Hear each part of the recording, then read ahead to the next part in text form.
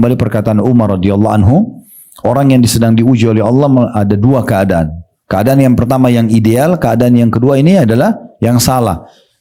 Yang pertama yang ideal itu adalah orang yang begitu datang ujian, dia bangun tidur flu, dia sakit, ada ujian, ya apapun ujiannya, maka dia terima. Dengan dia terima dia dapat pahala, karena dia menerima keputusan Allah. Yang kedua dia mudah melalui, yang ketiga dia mendapatkan solusinya.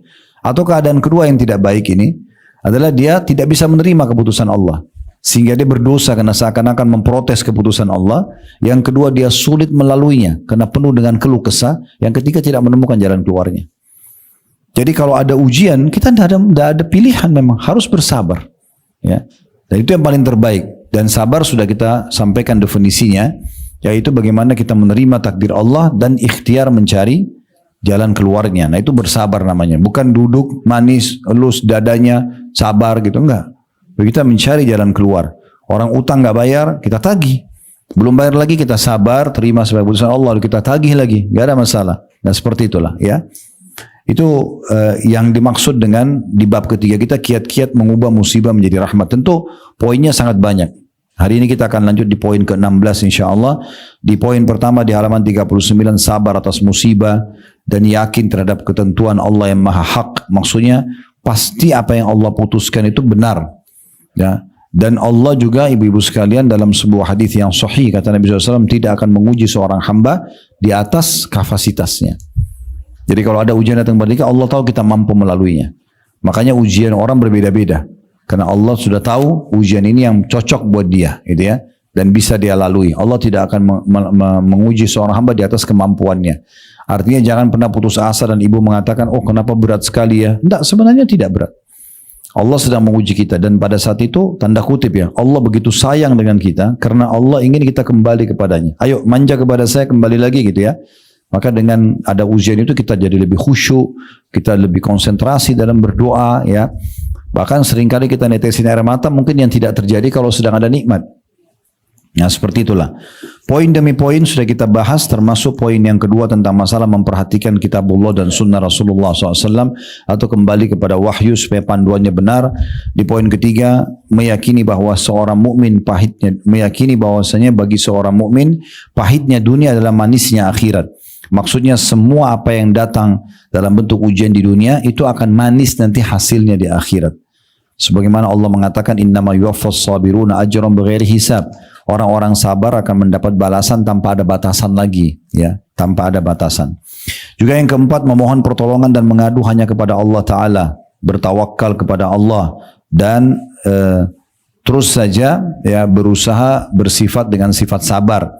Jadi maksudnya kalau sedang ada masalah, ibu boleh konsultasi pada ahlinya, pada dokter kalau sakit misalnya, hukum-hukum agama pada ustadz atau ustazah misalnya, tapi bukan semua manusia ya kita sampaikan permasalahan kita. Saya sudah pernah beri contoh tuh hari, kadang-kadang kita cerita pada kedua orang tua kita, padahal sebenarnya kita tambah beban buat mereka. Khawatirnya nanti kita niatnya baik, mau dengar saran mereka, tapi ternyata kita malah jadi beban buat dia atau buat mereka, gitu kan? Karena mungkin mereka jadi kepikiran permasalahan kita. Mungkin ada yang sakit karena pikirin masalah kita. Kenapa kita nggak kembali kepada pencipta Allah Subhanahu Wa Taala untuk menyampaikan permasalahan kita, dan Allah akan berikan jalan keluarnya ya. Yang kelima meyakini bahwa tidak ada musibah yang lebih besar daripada musibah agama. Kalau masalah musibah dunia kecil, kehilangan makanan, minuman, pakaian, pekerjaan, apalah urusan dunia itu kecil semua, jangan dibesar-besarin. Bisa kita ganti gitu ya. Tapi kalau sudah musibah agama, keimanan seseorang hilang, murtad dari agama, atau tidak sholat, ini musibah yang sangat besar ya. Itu juga sudah dijelaskan di poinnya. Yang keenam mengetahui dan meyakini keutamaan orang yang teringat akan musibah di masa lalu. Jadi ya, ada keutamaan kalau ibu misalnya pernah kena musibah, lalu ibu ingat untuk mengenangnya. Ya, misal contoh kita kan anggaplah yang hadir bisa umur 40 ke atas ya. 30 tahun ke atas, 40 tahun ke atas, 50 tahun ke atas. Saya yakin kita semua sepakat berapa banyak ujian yang sudah kita lalui. Dan toh menemukan jalan keluar, bukankah dari hal kecil tiap hari kita lapar, tiap hari kita haus, tiap hari kita capek, kita berapa kali sakit dan sembuh, kita berapa kali pernah ada masalah dengan orang, toh selesai juga, dan sekian banyak hal yang sudah selesai. Nah harusnya kan kita bersangka baik kepada Allah Subhanahu Wa Taala, ternyata sudah selesai. Ya, tinggal kita mau nikmati prosesnya atau tidak supaya maksimal mendapatkan pahala. Nah, kalau ada satu poin yang kita bisa dapatkan, kalau ibu sedang ada musibah, ibu mengucapkan kalimat istirja, inna lillahi wa inna ilaihi raji'un, ini akan mendatangkan solusi dari permasalahan. Kami milik Allah, kami akan kembali kepada Allah. Termasuk musibah yang sudah pernah terjadi dan sudah keluar jalan keluarnya, kita keulangi lagi, ingat lagi, oh dulu saya pernah dikena ujian ini ya, inna lillahi wa inna ilaihi raji'un. Walaupun sudah selesai, juga akan tetap dicatatkan pahala tambahan. Itu yang disampaikan di poin nomor 6. Poin nomor 7, mengetahui dan meyakini perbedaan kenikmatan dunia dan juga akhirat. Ya, di situ disinggung tentang masalah dunia ini akan dilalui. Seberat apapun ujian yang datang kepada ibu, itu akan dilalui. Tidak ada sesuatu yang kekal di dunia. Ya, termasuk kepemilikan kita nggak ada yang kekal. Pemilikan surat rumah, kendaraan, sementara semua. Meninggal jadi hak ahli waris dan tidak mungkin ahli waris tinggal satu rumah semuanya, satu kendaraan rame-rame, nggak mungkin, pasti dibagi jadi hak orang. Kepemilikan akhirat nanti di akhirat, yang abadi nanti di akhirat, di surga. Sekali ibu punya istana itu, selamanya punya ibu, khalidina fiha. Begitu juga yang lainnya. Maka kita sadari kalau dunia hanya sebentar, kita akan laluin. Dan semua yang datang dalam bentuk ujian dan kita sabari akan kita dapat pahala maksimal nanti di akhirat. Yang kedelapan, mempersiapkan diri untuk menghadapi musibah dan meyakini bahwa musibah itu termasuk ketentuan Allah Ta'ala dan takdirnya. Jadi sebelum terjadi musibah pun kita sudah punya ya cadangan dalam hidup kita, kalau datang ujian itu kita bisa bersabar dalam menghadapinya. Terus itu disebutkan banyak sekali kiat-kiatnya di poin nomor 8 itu ada pecahan-pecahan lagi ya, ada 7 poin tersendiri dibahas di dalamnya. Kemudian ada 6 poin tambahan. Kalau orang bersedih harus bagaimana, itu tidak saya ulangi lagi karena itu sudah dibahas. Yang ke-9, tidak memungkiri bahwa di dunia ini terdapat banyak musibah dari berbagai bentuk. Artinya bukan ibu sendiri yang diuji, tapi akan semua orang akan diuji. Ya. Dan ujian-ujian tersebut memang tinggal siapa yang bisa melalui atau tidak bisa melaluinya. Yang ke-10, mengetahui bahwa musibah merupakan obat bagi takabur. Sifat sombong akan hilang dengan datangnya ujian. Dan juga ujub, membangga-banggakan diri, dua-duanya ini dosa besar. Saya lihat depan mata saya sendiri berapa orang gitu ya, tadinya pada saat belum datang ujian luar biasa sombongnya, mungkin melihat keluarga saja tidak, apalagi orang lain, padahal sebenarnya hartanya juga tidak seberapa gitu ya, tapi sudah luar biasa, cara bicaranya sangat tinggi, seakan-akan orang lain semua di bawah dia. Dia tidak ada, subhanallah, dinasihatin apapun tidak mempan. Tapi begitu Allah datangkan ujian, tidak dikasih anak, ya, usahanya bangkrut, tiba-tiba jadi merendah, ya. Tiba-tiba jadi ramah sama orang, tiba-tiba jadi merendah. Jadi sekolah yang luar biasa tuh, pengalaman yang luar biasa dari ujian atau musibah yang sedang datang untuk menghilangkan sifat takabur itu sendiri. Yang ke-11, menyadari bahwa mengingkari musibah hanya menunjukkan kebodohan diri sendiri. Artinya kalau kita pungkiri musibah yang juga datang ya kepada para nabi-nabi, orang-orang saleh, dan juga datang kepada orang-orang selain mereka, orang-orang kafir. Lalu kita pungkiri, kenapa bisa terjadi pada saya? Padahal sebenarnya semua orang melaluinya. Maka itu menunjukkan kebodohan. Kalau kita seakan-akan mengatakan, kenapa bisa terjadi? Loh, bisa terjadi, diuji sama Allah SWT. Tidak mungkin. Tidak mungkin lepas, karena semua manusia melalui hal yang sama. Kan pernah saya tanya di kelas kita sini kan, siapa di antara kita yang tidak pernah sakit?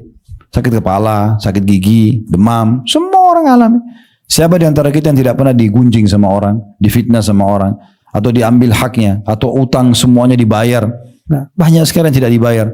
Orang lari, semua orang pernah ditipu. Seperti semua orang, kalau kita sendiri yang kena wajar kita marah. Ini semuanya orang gitu. Ya. Yang ke-12, menyadari bahwa berkeluh kesah tidak akan menolak musibah. Ngobrol sana sini tidak akan mengubah keadaan.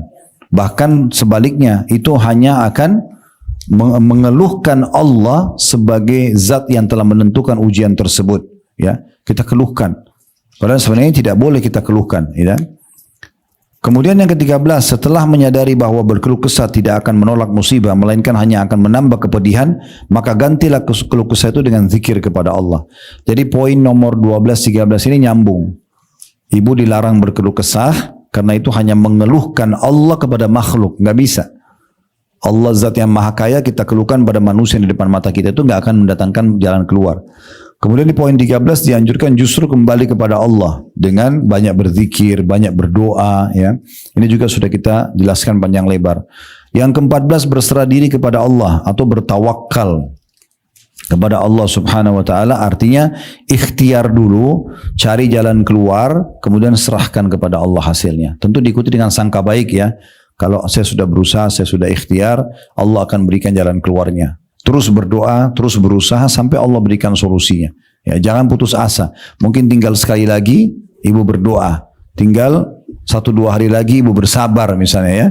Jadi nikmati prosesnya maka akan aman semuanya. Dan juga pernah kami sampaikan cara yang terbaik agar bisa kita mudah melalui musibah atau ujian yang ada, bayangkan orang yang lebih berat dari kita. Kalau di hari-hari kita sekarang ini teman-teman kita di Gaza, nggak ada yang bisa dirasakan dari keamanan, tidur nggak bisa tenang, setiap saat perempuannya bisa diperkosa, dibunuh, laki-lakinya semua dibuka pakaiannya, diikat, dirantai, dijemur di padang pasir. Dibuat gali, lubang yang dalam, dilempar semua ke dalam, dikubur hidup-hidup. Ya. Dan sekian banyak musibah yang sedang datang. Tapi mereka lalui dengan kesabaran. Lihat mereka itu. Sehingga jadi kecil musibah kita. Musibah kita apa sih? Rumah masih ada, makanan masih ada, pakaian masih ada.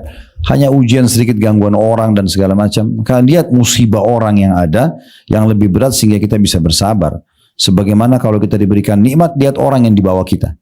Kalau kita punya rumah ukuran kecil, 100 meter, jangan lihat orang yang punya 200 meter, kita tidak akan bersyukur. Lihat orang yang masih belum punya rumah misalnya, dan seterusnya, kita lihat orang yang di bawah kalau nikmat. Jadi kalau kita diberikan nikmat, lihat orang yang lebih rendah dari kita, kalau kita diberikan ujian, lihat orang yang lebih berat dari kita. Itu kaidah dasar dalam melalui ya, nikmat agar kita bersyukur dan ujian agar kita bisa bersabar. Yang ke-15 bergembira dengan musibah dan mengharapkan pahala atas musibah tersebut ya. Ini memang level iman yang sangat tinggi ya. Ini yang terakhir kita bahas pada pertemuan yang lalu. Di halaman 65 itu ada sebuah hadis itu ya. Ini hadis yang mulia sekali. Kata Nabi SAW, coba dibuka di bukunya di halaman 65 di atas sekali. Hadis pertama, wa in kana ahaduhum la yafrahu bil bala'i kama yafrahu ahadukum bir rakha. Sesungguhnya salah seorang di antara mereka, maksudnya orang-orang yang sudah level imannya sangat tinggi, mereka gembira dengan ujian atau musibah sebagaimana gembiranya kalian ketika mendapatkan kelapangan. Jadi mereka tuh kalau datang ujian, alhamdulillah, mereka malah gembira. Gembiranya kenapa? Karena dia bukan gembira karena dia berat melaluinya, karena itu ujian, bukan. Karena dia tahu di belakang ini ada pahala yang besar, yang mungkin dia tidak bisa jangkau kecuali dengan ujian tersebut. Ini pernah kita jelaskan. Ada beberapa derajat di surga, nggak bisa kita dapatkan kecuali dengan ujian itu. Contoh kita untuk mencapai derajat itu harus 100 tahun sholat, 100 tahun puasa, 100 tahun zakat. Kita umurnya cuma 70 tahun misalnya. Meninggal sebelum tiba target itu pun 100 tahun harus full ibadah. Kita sudah habis 14-15 tahun dengan sebelum masa balik. Belum kelalaian-kelalaian, belum segala macam. Lalu Allah datangkan ujian penyakit, dia harus minum obat selama 5 tahun misalnya. Non-stop dia minum obat yang rutin dari dokter misalnya, atau dia harus tidak boleh makan makanan tertentu sebagai ujian. Dia bersabar, itu bisa menyampaikan dia ke derajat itu dengan ujian tadi itu. Makanya orang-orang yang faham dia malah bergembira dengan ujian tersebut, karena dia tahu ini seperti jalan pintas dia untuk meraih derajat tinggi di surga.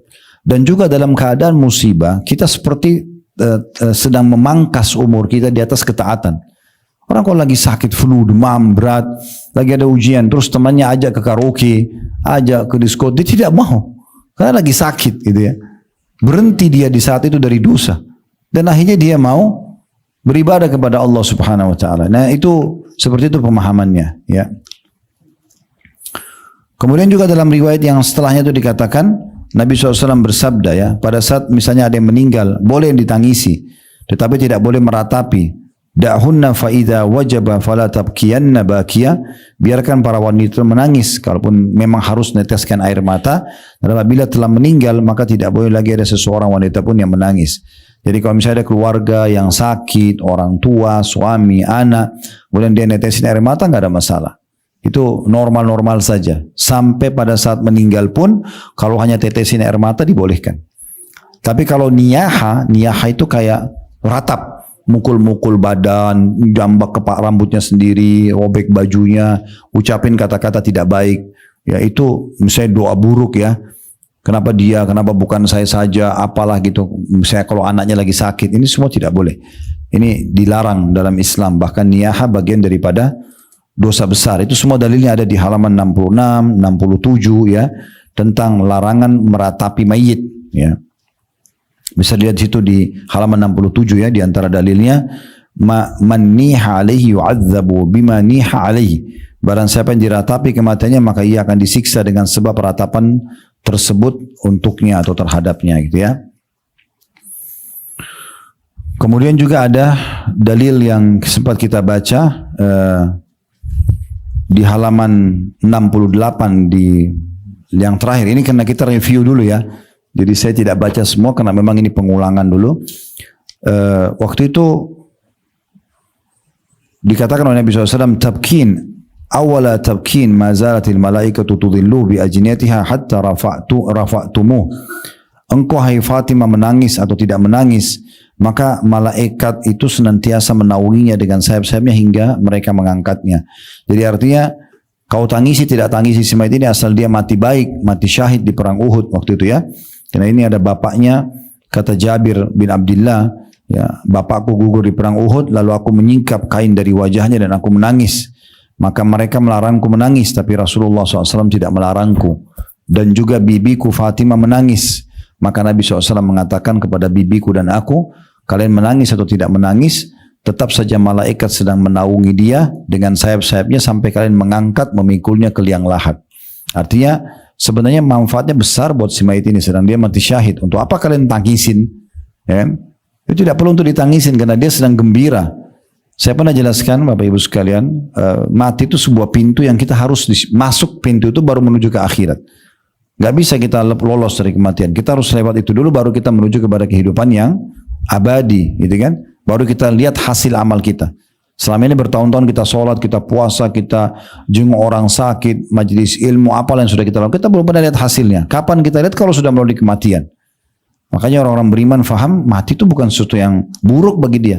Bahkan mati bagi orang beriman adalah awal segalanya. Karena dia sudah menuju kepada kehidupan abadi. Beruntung sekali kalau dia meninggal dalam keadaan muslim. Ya, karena memang dia sudah pasti jelas meninggal dalam keadaan Islam. Sementara kita masih hidup, kita tidak tahu. Kan? Semoga Allah tutup dengan kebaikan, insya Allah. Gitu kan? Tapi banyak orang tidak tahu keadaannya. Orang meninggal dalam keadaan Islam dia sudah ditahu. Apakah dia mati syahid atau dia mati biasa, tapi dalam keadaan Muslim berarti dia sangat baik. Karena Allah mengatakan wala tamutunna illa wa antum muslimun. Jangan kalian meninggal kecuali dalam keadaan Islam. Dan juga cukup banyak di situ ya, yang disebutkan tentang dalil-dalil bolehnya meneteskan air mata, sebagaimana Nabi SAW pernah meneteskan air mata ya pada saat meninggalnya anaknya Ibrahim ya. Di situ disebutkan di halaman 70 di riwayat paling bawah ya. Lalu beliau meneteskan air mata, lalu ada sahabat bertanya, ya kenapa anda menangis ya Rasulullah? Beliau mengatakan itu rahmat dalam hati yang Allah masukkan dalam hati hamba-hambanya. Dan beliau mengatakan pada saat lihat jenazah anaknya, karena beliau punya 7 orang anak, 3 laki-laki 4 perempuan, 6 orang meninggal di masa hidupnya sallallahu alaihi wasallam. Makanya beliau mengatakan siapa yang sedang ditimpa musibah, ingat musibahku, maka musibahnya akan jadi kecil ya. Karena beliau hidup dengan 7 orang anak, 6 orang meninggal di masa hidupnya, termasuk 3 orang anak laki-lakinya. Nah waktu meninggal Al-Qasim, terus meninggal lagi Abdullah ya, dan disusul oleh adiknya yang ketiga Ibrahim. Nah waktu Ibrahim meninggal, Nabi SAW netesin air mata. Karena beliau berharap tadinya ini jadi generasi pelanjutnya gitu kan. Lalu beliau mengatakan innal aina tadma' wal qalba yahzan. Sesungguhnya mata itu meneteskan air mata waktu lihat jenazah anaknya Ibrahim, dan hati juga bisa bersedih. Wala naqulu illa ma yarda rabbuna. Tetapi kami tidak akan mengatakan sesuatu kecuali yang diridhoi oleh Rabb kami.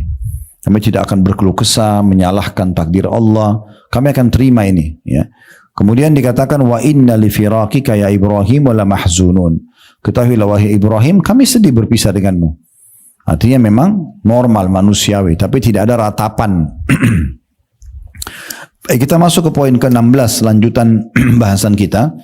Ketahuilah bahwa bersedih dan menangis dibolehkan, akan tetapi tidak diperintahkan oleh Allah Subhanahu wa taala dan juga Rasulnya Muhammad sallallahu alaihi wasallam. Artinya kalau tidak nangis lebih baik. Menunjukkan kita tegar dalam menerima ujian dari Allah Subhanahu wa taala. Walaupun tadi di poin sebelumnya boleh menangis tapi tidak boleh meratapi, gitu ya. Sebagaimana dikatakan dalam firman Allah Subhanahu wa taala dalam surah Al-Imran ayat 139, "Wala tahinu wala tahzanu wa antumul a'launa in kuntum mu'minin." Jangan kalian bersikap lemah dan jangan juga kalian bersedih hati. Sini diantaranya sedih, nangis ya. Padahal kamulah orang-orang yang beriman itu paling tinggi derajatnya dan kamu ya jika kamu orang-orang yang beriman gitu ya. Saya ulangi, padahal kamu adalah orang-orang yang paling tinggi derajatnya jika kamu orang-orang yang beriman. Jadi firman Allah SWT menggambarkan apapun yang datang kepada seorang muslim itu baik buat dia. Baik tadi untuk peninggian derajat misalnya ya, penambahan ekstra pahala buat dia. Karena dengan ujian tadi jalan pintas menuju ke derajat-derajat tinggi ya. Sehingga tidak perlu kita bersedih.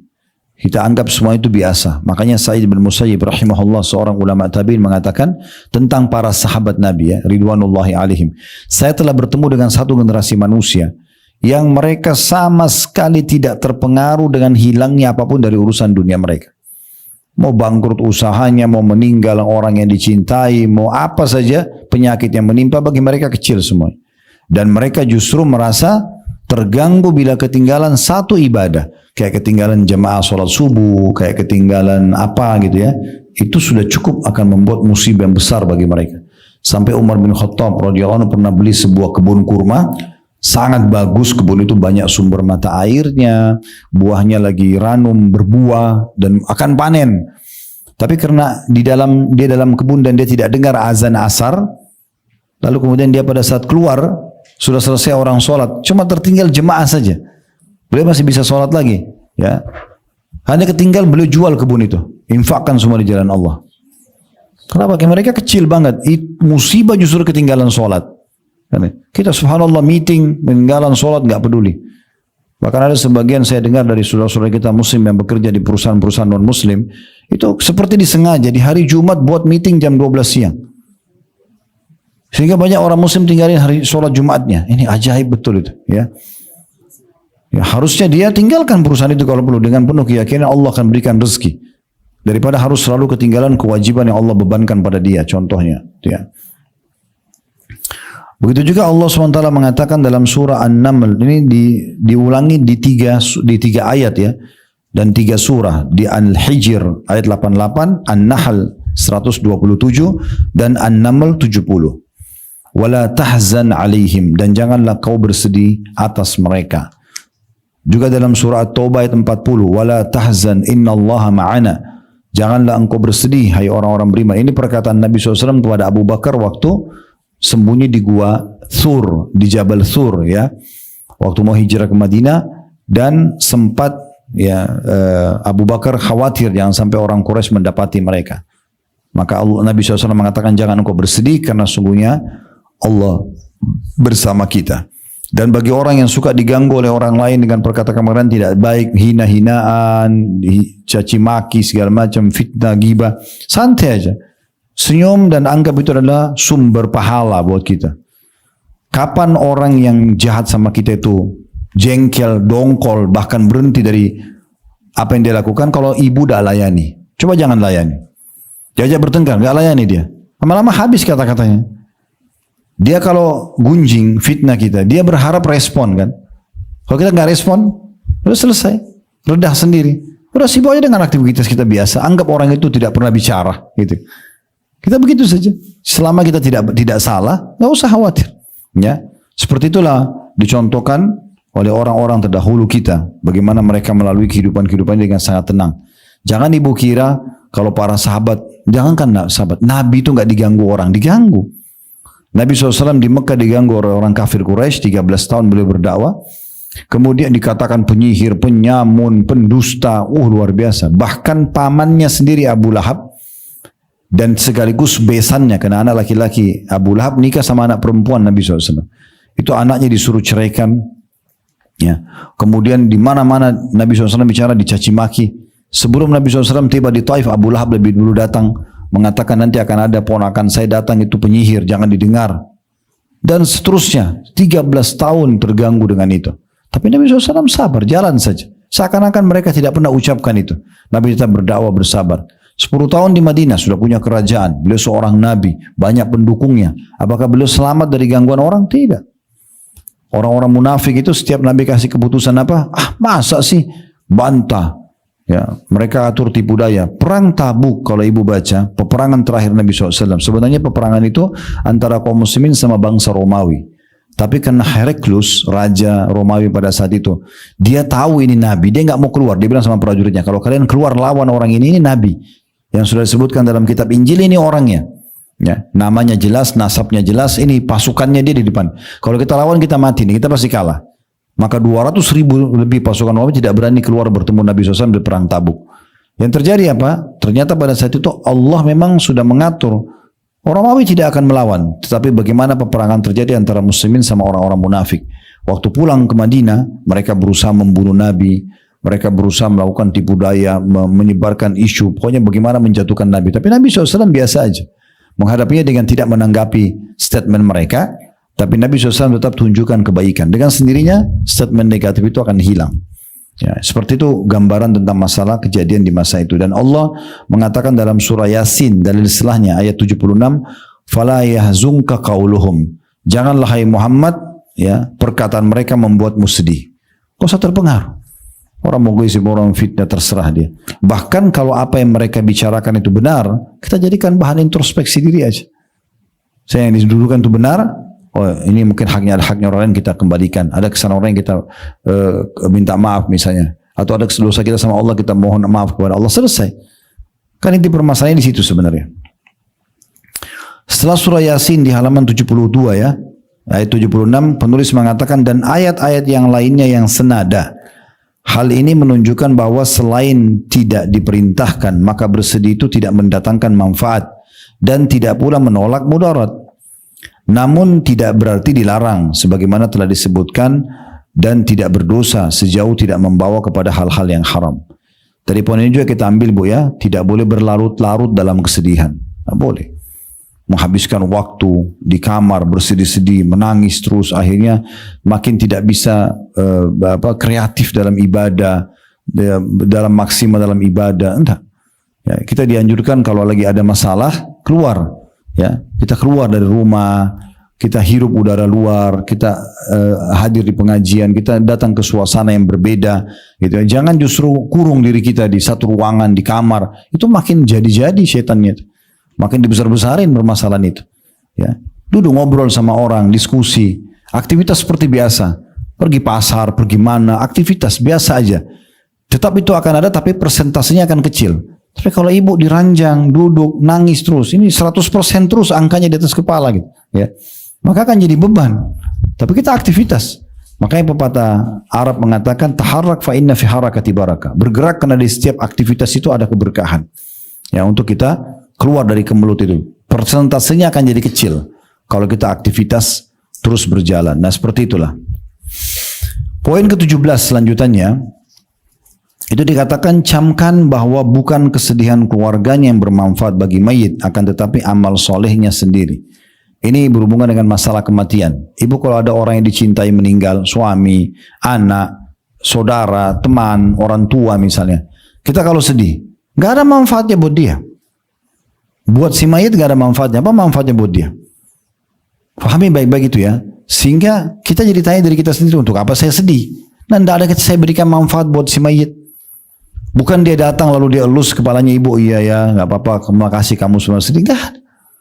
Dia nggak ke situ. Penulis ingin titik beratkan di poin 17 masalah itu.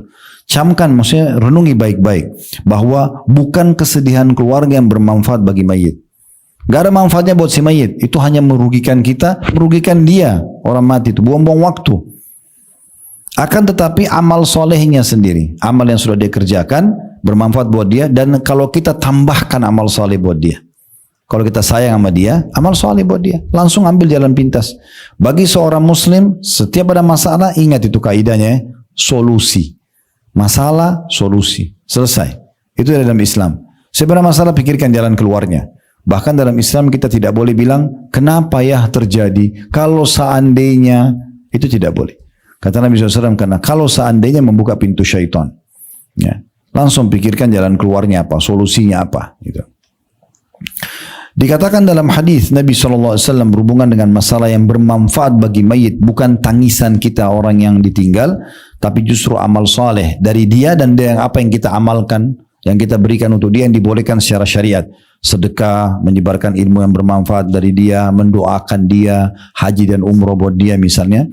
Sebagaimana sabda Nabi SAW dalam hadis riwayat Tirmidzi dengan sanad hasan sahih. Ada footnote di bawah itu ya. Menjelaskan di footnote nomor 54 diriwayatkan oleh siapa.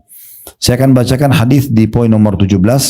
Kata Nabi SAW, yatba'ul mayyita thalathun fayarji'u ithnani wa yabqa wahidun yatba'uhu ahluhu wa malu wa amalu fayarji'u ahluhu wa malu wa yabqa amalu. Yang mengikuti mayit ada 3. Keluarganya umumnya ikut ke kuburan, ikut makamkan dia. Hartanya, mungkin ada mobil yang pernah dia pakai semasa hidup, akan ikut juga sampai ke pagar kuburan, ngantar misalnya. Dan amalnya, sholat, puasa, apa yang dia kerjakan selama ini. Kata Nabi SAW, pastikan 2 akan kembali, yakni keluarga dan hartanya. Secinta-cintanya seorang istri sama suami, suami sama istri, orang tua sama anak, anak sama orang tua, saudara sama saudaranya, gak mungkin nginap di kuburan. 1 jam, 2 jam, habis itu dia juga jenuh. Fitrahnya dia akan kembali ke rumahnya, gitu kan? Maka pasti akan tinggalkan si mayit juga. Kemudian hartanya, mobilnya akan dibawa pulang, dibagi warisan. Dan yang satu tetap bersama mayit, yaitu amalnya. Oleh karena itu yang bermanfaat bagi mayit di saat dia mati, amal dia. Dan amal yang kita bisa berikan buat dia. Jadi kesedihan kita tidak mendatangkan manfaat. Nah ini bagaimana kita balik keadaan musibah menjadi rahmat di sini ya. Di hadis yang lain, Rasulullah SAW bersabda dalam hadis riwayat Tirmidzi juga, footnote nomor 55 di bawah ya, riwayat Tirmidzi, dan ia berkata hadis hasan sahih. Kata Nabi SAW, "Idza matal insanu inqata'a 'amaluhu illa min thalathin, shadaqatun jariyatun wa ilmun yuntafa'u bihi wa waladun salihun yad'u lah."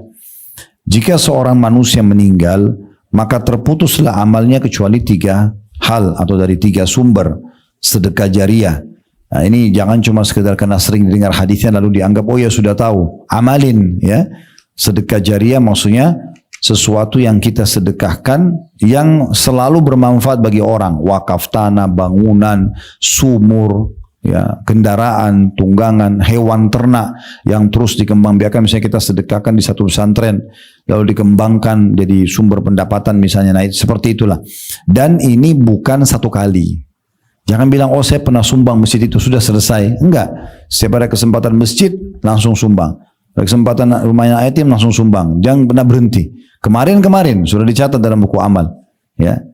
Apalagi yang paling buruk itu kalau orang membanggakan amal orang tuanya. Dulu ibuku itu suka baca Quran. Dulu ayahku itu tidak pernah berhenti sedekah. Itu ibu ayahmu. Kamu bagaimana? Gimana caranya ceritakan tentang orang tuanya, lalu dia sendiri tidak kerjakan? Makanya seorang penyair Arab mengatakan, "Laisal fata man yaqulu kana abi kada wa kada." Bukan seorang anak muda yang cerdas yang mengatakan, dulu ayahku begini dan begitu. Walakin al-fata man yaqulu ha anadha. Tapi seseorang anak muda yang cerdas yang mengatakan, ini loh aku sekarang. Nah, jadi dia membahasakan tentang dirinya, gitu ya. Ya, itu yang dimaksud di sini tentang masalah sedekah jariah. Jadi ada 2 hal ya. Kita bersedekah kepada sesuatu benda yang bermanfaat jangka panjang, gitu ya. Dan yang kedua, jangan cukupkan dengan sekali.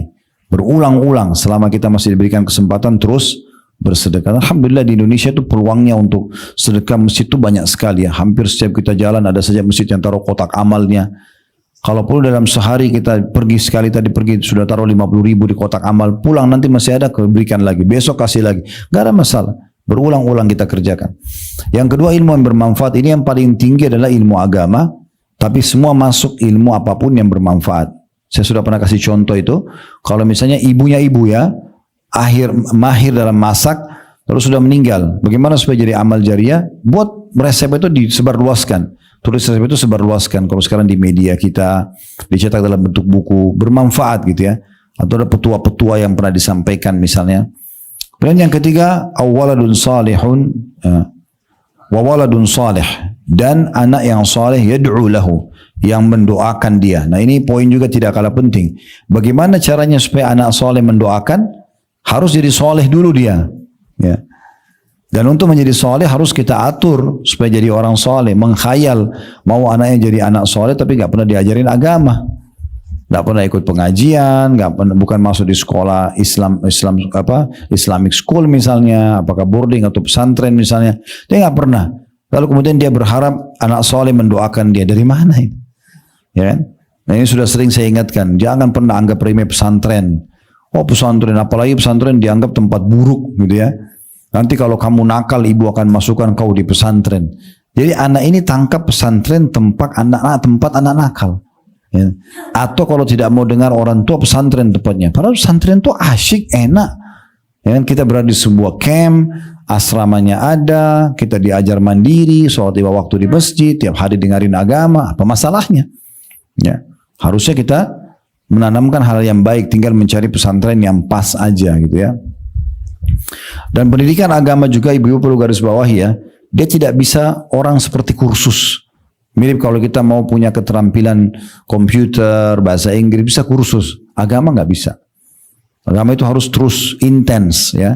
Bahkan kadang-kadang ada sebuah dalil, mungkin yang kelima atau keenam kali kita dengar baru kita mau ya amalkan gitu ya. Karena kadang-kadang kita nggak langsung amalkan di awal kita dengar gitu ya.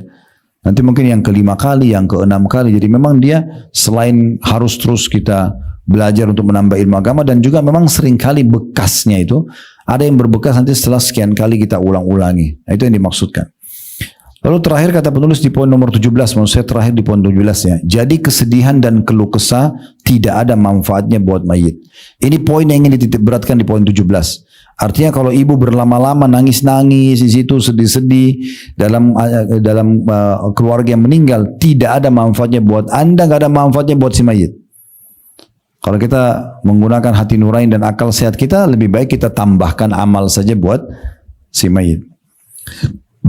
Poin ke-18, bagaimana mengubah musibah menjadi rahmat. Bukankah Allah Ta'ala itu berbuat sekehendaknya?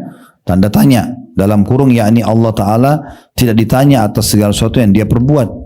Sebagaimana Allah kekalkan sebagai tanda-tanda keimanan kita dalam surah Hud ayat 107 dan Al-Buruj ayat 16. Fa'alun lima yurid. Allah itu ya mengerjakan apa yang dia inginkan. Allah itu mengerjakan apa yang dia inginkan. Maksudnya, kalaupun ada keputusan yang sudah datang, itu memang keputusan mutlak dari Allah Subhanahu wa ta'ala. Kita suka enggak suka harus kita lalui. Tetapi kita hubungkan itu dengan sifat Allah yang lain. Allah itu maha adil, maha bijaksana gitu ya. Semua itu penting sekali untuk digarisbawahi. Karena dengan kita bersangka baik bahwasanya Allah mampu mengerjakan apa yang dia inginkan dan Allah tentukan semau Allah, tapi diikuti dengan sifat kebijaksanaannya, maka itu kita akan mudah melalui musibah tersebut. Nah ini juga poin yang tidak kalah penting ya.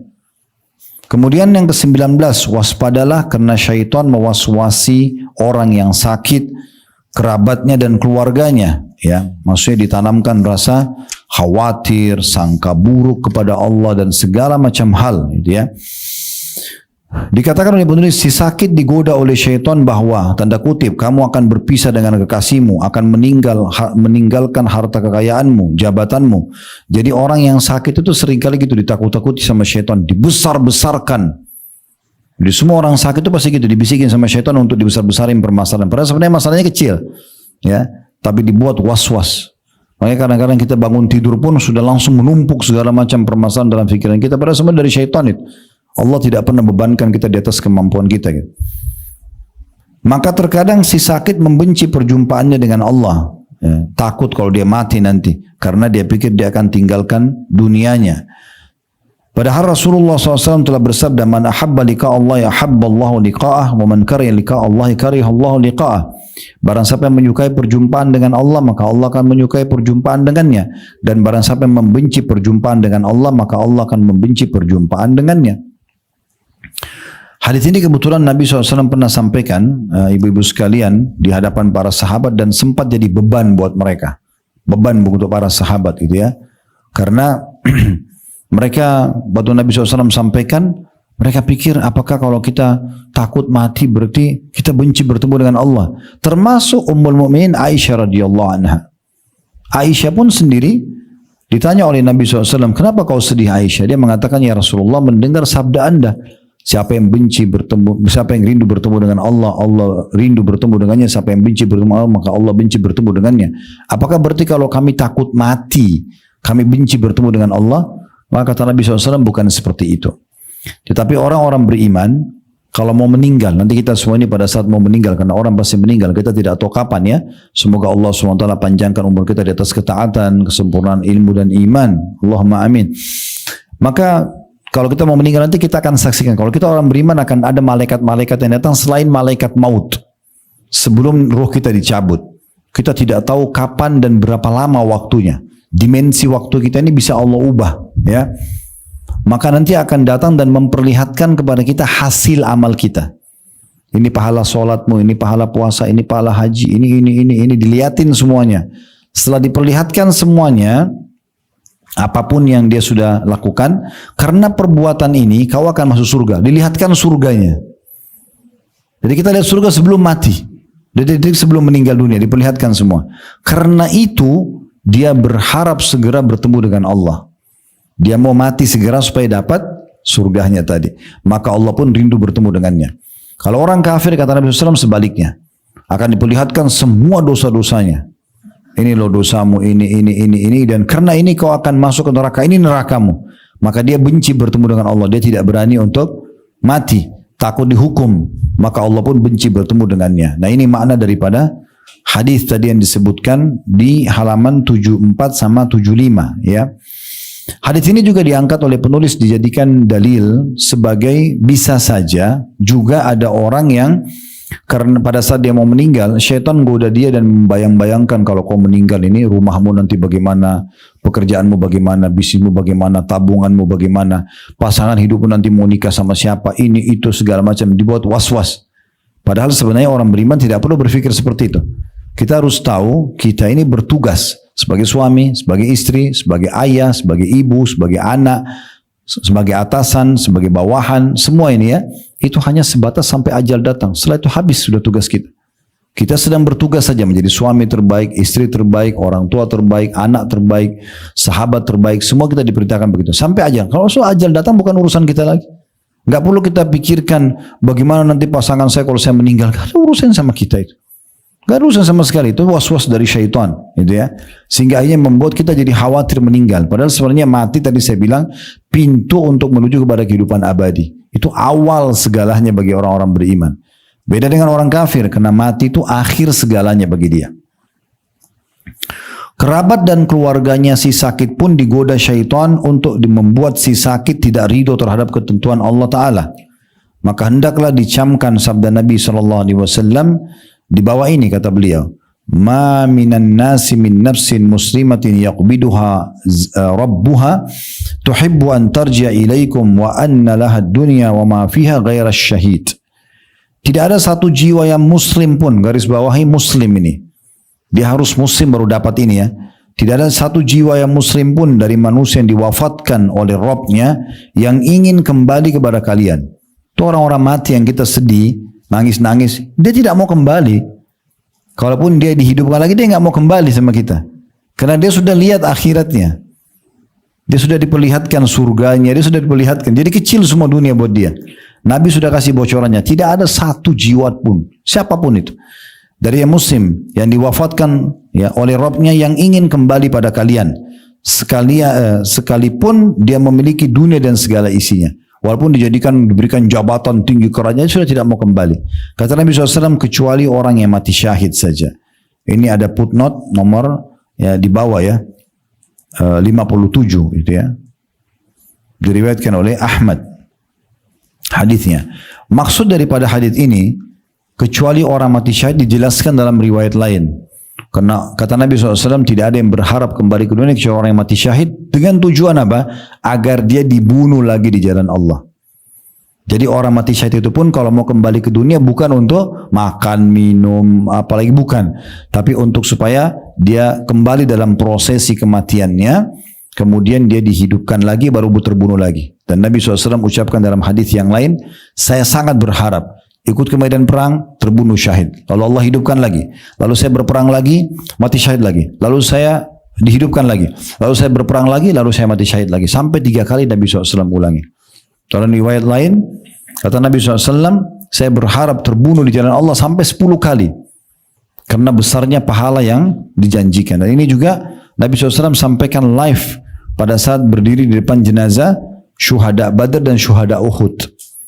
Beliau mengatakan bahwasanya saudara-saudara kalian ini sedang bicara sama Allah dan Allah tanya kepada mereka, mau apa kalian? Mereka sudah tidak mau apa-apa lagi. Mereka mengatakan, ya Allah, apalagi setelah Engkau selamatkan kami dari neraka, masukkan kami ke dalam surga. Maka kata Allah SWT, mintalah. Setelah itu mereka mengatakan, kalau begitu kembalikan kami ke dunia. Nah, di sini mereka minta ke dunia. Untuk apa? Agar kami terbunuh lagi. Supaya kami dapat pahala yang sama ini. Seperti ini balasannya. Itu yang dimaksud dengan tidak ada yang berharap kembali ke dunia kecuali orang yang mati syahid. Mereka saja. Dan berharapnya bukan untuk hidup lagi gitu ya. Tetapi justru untuk hidup melalui kehidupan kayak kita, makan, minum, tidur, pakaian segala macam. Tapi berharap kembali untuk dibunuh. Dan ini juga poin perlu saya titik beratkan dengan kondisi teman-teman kita di Gaza ya. Saya kemarin sempat bertemu, ada salah satu jemaah umroh kami, rupanya dari Gaza dia asalnya, nikah sama orang Indonesia, laki-laki ini nikah sama orang Indonesia. Kemudian pada saat sudah tiba di Indonesia, sudah pulang dari umroh, saya baru ngobrol, saya tahunya memang dia orang asing, tapi saya tidak tahu kalau dari Palestina, karena dia juga kurang interaksi selama di sana. Setelah balik terus saya tanya, dari mana? Oh, saya dari Palestina. Oh Masya Allah, dari mana? Saya terus ajak dia bahasa Arab gitu, kemudian direspon sama dia, dari Gaza. Oh Masya Allah. Terus saya bilang sama dia, saya mau bicara sedikit tentang masalah Gaza. Dia bilang boleh. Saya bilang kondisi sekarang orang lihat memang rumah mereka hancur, dibombardir, mereka disiksa, mereka segala macam dibunuh, ada yang kepalanya putus segala macam. Kalau ini saya melihat dari dua sisi. Yang pertama, kami kalau melihat dengan kacamata keimanan, kami harus cemburu dengan kalian. Karena bagi kalian dunia sudah habis, sudah nggak ada lagi nilainya. Kita ini masih di belakang kita dunia semua. Karena sudah jadi seperti itu, jadi kecil dunia. Dan mati syahid di depan mata. Tinggal dikena peluru, dikena bom, mati. Dan fisik yang rusak itu tidak ada pengaruhnya dengan mati syahidnya. Makanya Hamzah paman Nabi itu ditemukan hidungnya terpotong, dadanya terbelah, darah semuanya. Tapi beliau pimpinan para syuhada, nggak ada pengaruhnya itu. Dan kata Nabi SAW, orang yang mati syahid tidak merasakan sakitnya mati kecuali seperti cubitan saja. Semua, mau kena bom kah kepalanya, mau hancur kah, Nabi jamin tidak ada sakit kecuali seperti cubitan saja. Gitu-gitu saja. Selesai. Jadi sebenarnya mereka itu sebenarnya memang begitu ya yang disampaikan Nabi SAW. Kemudian yang kedua, saya mengatakan selain kita ini sebenarnya harus cemburu dengan mereka karena mereka sedang diberikan peluang untuk itu.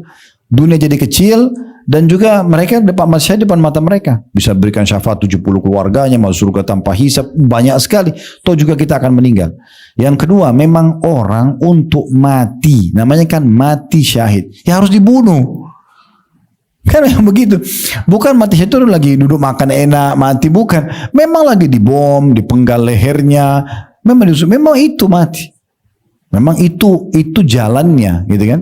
Makanya Nabi SAW sudah kasih kata kunci, dia tidak rasakan sakit kecuali seperti cubitan saja. Dan tidak ada orang yang mati syahid, tidak ada orang berharap kembali ke dunia kecuali orang yang mati syahid saja. Karena mereka berharap ingin ditusuk lagi oleh musuh, hitungan detik langsung mendapatkan semua keutamaan yang sangat luar biasa. Hijab matanya sudah diangkat sehingga dia bisa lihat segala-galanya gitu. Yaitu bahasan kita insya Allah kedepannya kita akan lanjutkan di poin selanjutnya ya, poin ke-20 dan berapapun yang Allah mudahkan nanti kita pada saat membahasnya insya Allah.